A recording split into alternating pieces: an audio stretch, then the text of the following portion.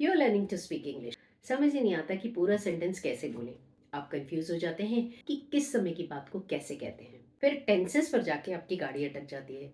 आज इस वीडियो में हम बात करेंगे सेंटेंसेस बनाना शुरू करने के लिए आपको क्या करना होगा। इजी स्टेप्स है, फॉलो करें। कुछ टिप्स एंड क्लूज की हेल्प से आपको टेंसेस समझने में आसानी होगी। वीडियो लंबा हो सकता है, don't skip the video, watch till the end. नहीं तो बीच में कोई पॉइंट मिस हो जाएगा या टिप्स एंड क्लूज मिस हो जाएंगे। वैसे जब आप हिंदी या मदर टंग में बात करते हैं तो ज़्यादा सोचना नहीं पड़ता ना कि ये किस टेंस की बात है, बस बोल देते हो ना फ्लुएंटली, क्योंकि आप वो लैंग्वेज काफ़ी समय से बोल रहे हैं और आपके आसपास लोग वही भाषा बोलते भी होंगे। आपकी स्पीकिंग प्रैक्टिस होती रहती है। आपको पता ही नहीं चलता कब बोलते बोलते आप सीख जाते हैं करेक्ट सेंटेंस बनाना। फिर कुछ चीज़ें आप रटते भी हैं, उनको सेंटेंस बनाने के लिए सही जगह पर फिट करना सीख जाते हैं। तो लैंग्वेज लर्निंग एक कंटिन्यूस प्रोसेस है ना। तो वो लैंग्वेज में भी तो आप सीखते थे ना कि इसको कैसे कहें। तो इंग्लिश समझते समय भी बिल्कुल वैसे ही करना है। आप वर्ड टेंसेस पर जोर ना देकर इस बात पर ध्यान दें कि किस बात को इंग्लिश में कैसे कहते हैं। ठीक है, सेंटेंसेस बनाना शुरू कैसे करना है, let's learn this in easy steps. आपको पहले ये समझना होगा कि किस बात को कैसे कहते हैं या किस समय की बात को कैसे कहते हैं। हिंदी में भी तो वर्तमान काल, भूतकाल, भविष्य काल समझते हैं ना। इसी तरह इसको भी समझें। हमें बस उन खास वर्ड्स को पकड़ना है जो उस समय की बात को बताने के लिए यूज होते हैं। जब एक ही काल के कई सारे सेंटेंसेस बनाने लग जाएंगे ना, तो समझ आ जाएगा। ये जो समय या काल के लिए इंग्लिश ग्रामर में वर्ड है टेंसेस, कौन सा टेंस यानी किस समय की बात। अगर आप मेरे बताए गए तरीके से डिफरेंट टेंसेस के सेंटेंसेस बनाना सीखना शुरू करेंगे तो ज्यादा स्पीड से सीख सकते हैं। एक ही एग्जाम्पल सेंटेंसेस सीखते हैं कि किस ऑर्डर में सीखना है। ध्यान दें कि क्या चेंजेस हो रहे हैं। Let's check the order. Daily routine sentences बनाना सीखें जो भी हर दिन होता है या आदतन आप रोज करते हैं। सिंपल प्रेजेंट टेंस के sentences. I eat a sandwich daily. आपके आसपास अभी क्या हो रहा है, ऐसी बात को बोलना सीखें। यानी present continuous tense, I am eating a sandwich now. जो कल हो गया उसके बारे में बोलना सीखें, यानी सिंपल पास्ट टेंस की बात। आई एट अ सैंडविच येस्टरडे। आने वाले कल में जो होगा उसके बारे में बोलना सीखें, यानी simple future tense. I will eat a sandwich tomorrow. कल जो उस समय हो रहा था उसके बारे में बोलना सीखें, यानी past continuous tense. I was eating a sandwich that time. जो काम अभी अभी खत्म हुआ है उसके बारे में बोलना सीखें, यानी present perfect tense. I have eaten a sandwich. अगर आप ऐसे सेंटेंसेस पहले से ही बोल पाते हैं तो बहुत अच्छी बात है। आपको करनी है इनकी स्पीकिंग प्रैक्टिस। स्पीकिंग प्रैक्टिस करने का सही तरीका और इन सभी तरह के सेंटेंसेस को सीखते समय क्या क्या स्टेप्स फॉलो करने चाहिए अब डिटेल में समझते हैं। Daily routine sentences. Start speaking sentences about daily routine actions, facts या जनरल ट्रूथ। यानी जो रोजमर्रा की बात है, रोज होता है, हमेशा होता है। जैसे I go to school every day, the sun rises in the east. अब सोचें कि आपके डेली रूटीन में क्या क्या है जो रोज होता है, आदत। यहाँ सबसे पहले तो आपको उस एक्टिविटी का इंग्लिश नेम आना चाहिए ना, यानी वर्ब। वर्ब की फर्स्ट फॉर्म ही यूज करते हैं ऐसे सेंटेंसेस में, लेकिन आई वी यू दे या बहुवचन के साथ फर्स्ट फॉर्म और ही शी इट एक वचन के साथ वर्ब की फर्स्ट फॉर्म के एंड में एस या ई एस लगाया जाता है।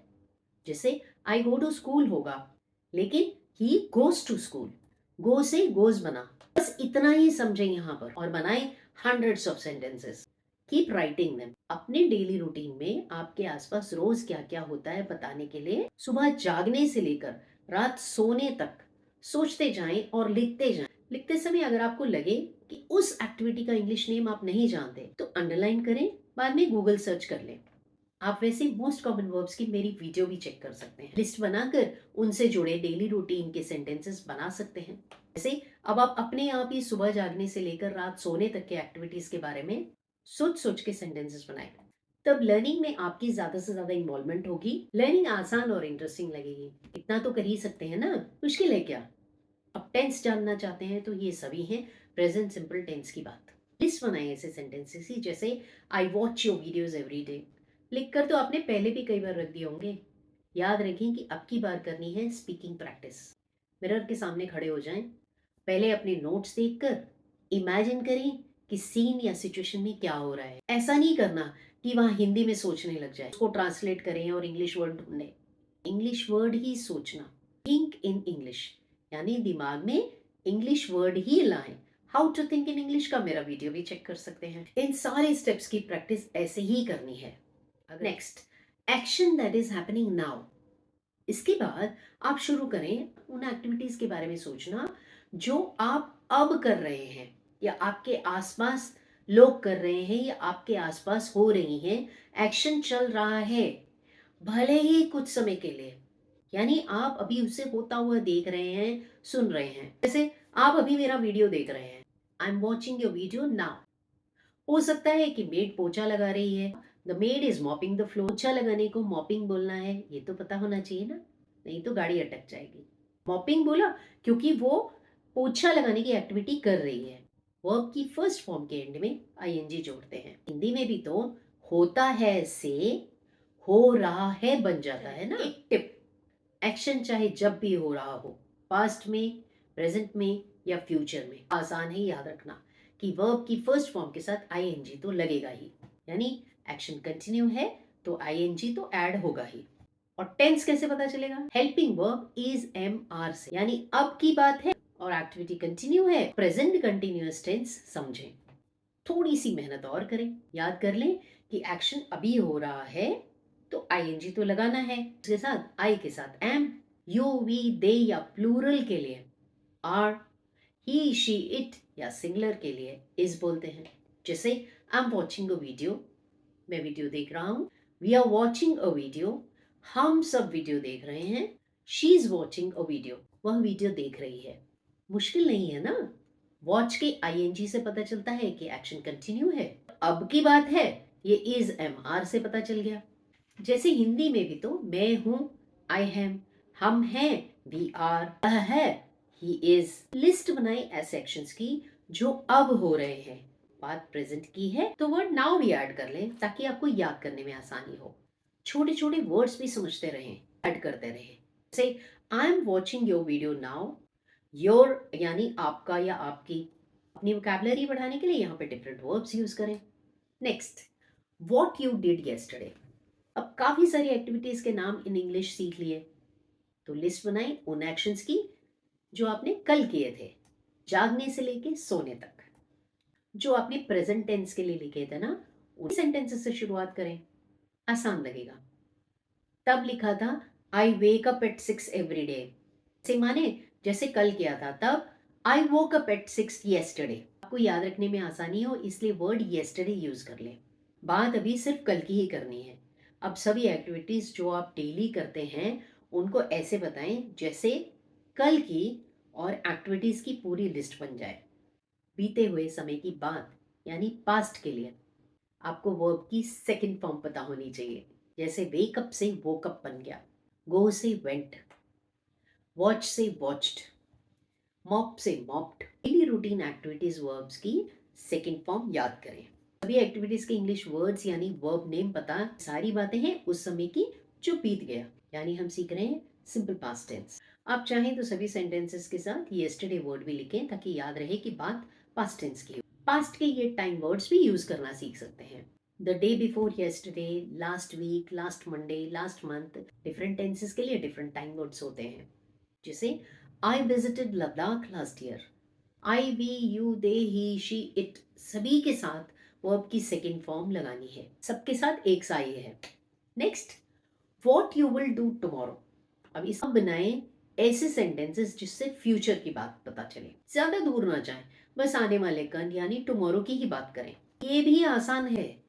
सुबह जागने से लेकर रात सोने तक की जो एक्टिविटी, उन्हीं को ऐसे सोचें कि आप कल करने वाले। मैं कल 6 बजे जागूंगा, I will wake up at 6 o'clock tomorrow. क्या सीखा हमने कि वर्ब की फर्स्ट फॉर्म के पहले विल ऐड किया, simple future tense. I watch video every day से I will watch a video tomorrow. आपकी लिस्ट तो रेडी है। विल हम आने वाले समय के लिए बोलते हैं। उन्हीं सेंटेंसेस को ले ले, वर्ब के पहले विल लगाकर और एंड में टुमारो ऐड कर दें ताकि याद रह जाए कि बात हम फ्यूचर की कर रहे हैं। मतलब उसने काम कर लिया है।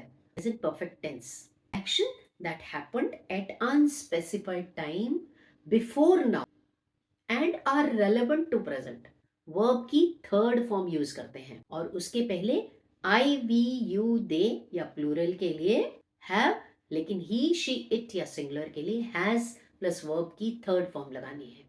जैसे गो है तो हैज गॉन या हैव गॉन बन जाता है, वह चला गया है, ही हैज गॉन। हिंदी में गया से वह चला गया है या वह जा चुका है। आपको थोड़ा सा कंफ्यूजन हो सकता है कि he went and he has gone में क्या फर्क है। Difference between simple past and present perfect के मेरे बहुत से वीडियोस हैं, उन्हें चेक कर लें। टेंसेस की प्लेलिस्ट से शॉर्ट्स एंड रील्स भी चेक कर सकते हैं क्विक टिप्स के लिए। अभी की स्पीकिंग प्रैक्टिस तो वैसे ही करनी है जैसे पहले बताया था, जल्दबाजी बिल्कुल ना करें। अब इसके बाद पास्ट कंटिन्यूस टेंस, ऐसी कोई एक्टिविटी जो पास्ट के किसी समय में हो रही थी, जैसे उस समय में आप मेरी वीडियो देख रहे थे तो कह सकते हैं I was watching your video at that time. Watch से वॉचिंग बना, लेकिन बात पास्ट की है, कहां से पता चला? वॉज से। I was, we you they या प्लूरल के लिए वर्ब, ही शी इट या सिंगुलर के लिए वॉज प्लस वॉचिंग या verb plus watching. Present continuous के लिए जो इज एम आर था ना, वो पास्ट कंटिन्यूस के लिए वॉज वर बन जाता है। ऐसे ही जैसे हिंदी में हूं, है या हैं से था, थी, थे बना। I was studying at that time. आप time word at that time लगाएं ताकि आपको याद रहे कि बात पास्ट कंटिन्यूस टेंस की है।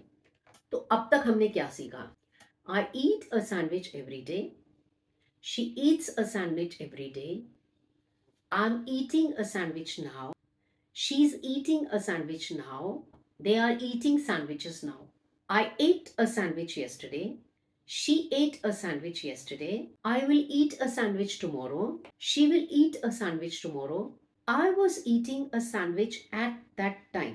They were eating sandwiches at that time. I have eaten a sandwich. He has eaten a sandwich. अब आपको क्या करना है? आप ये जो अभी अभी मैंने बताए इन सेंटेंसेस को एग्जाम्पल सेंटेंसेस की तरह लेफ्ट पेज पर लिख लीजिए और राइट साइड पेज पर इसी ऑर्डर को फॉलो करते हुए सबसे पहले एक एक टेंस के लिए अपनी लिस्ट बनानी शुरू करें। जल्दबाजी नहीं करें, सभी एक साथ ना करने लग जाएं। अगर आप पहले से ही इतना सब समझते हैं तो आपके लिए बहुत आसान हो जाएगा। इन सेंटेंसेस की लिस्ट लिख लें। लिखने के बाद मिरर के सामने खड़े होकर स्पीकिंग प्रैक्टिस करें। पहले नोटबुक से देख कर करें, जब थोड़ा कॉन्फिडेंस आ जाए और सेंटेंस याद ही हो जाए तब सिचुएशन सीन को इमेजिन करते हुए रिकॉल करें एंड स्पीकिंग प्रैक्टिस करें। इस समय एक्सप्रेशंस एंड बॉडी लैंग्वेज पर भी ध्यान दें। डाउट्स एंड क्वेश्चंस हैं तो post them in the comments box. Channel पर नए हैं तो अब सब्सक्राइब कर लीजिए। वीडियो को लाइक एंड शेयर जरूर कर दें। Keep watching and keep learning. Take care, bye bye.